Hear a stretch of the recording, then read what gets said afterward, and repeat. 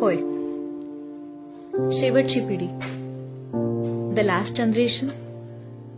पुढच्या 10-15 वर्षात गावातलं साधं, सरळ, समाधानी आणि आनंदी जीवन जगणारी ही शेवटची पिढी आपल्याला कायमची सोडून जाणार आहे.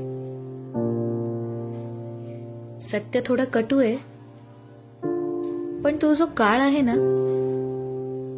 त्याला कोणीच थांबवू शकत नाही. एक ज्ञानाचा, कलेचा, संस्कृतीचा आणि संस्कारांचा वारसा आपल्यातून कायमचा निघून जाणार आहे. ही तीच माणसं जी गावात साध्या आणि सरळ जीवनशैलीत आनंद मानतात, गावच्या राखणदार देवचरात निसर्गाच्या प्रत्येक रूपात देव शोधतात,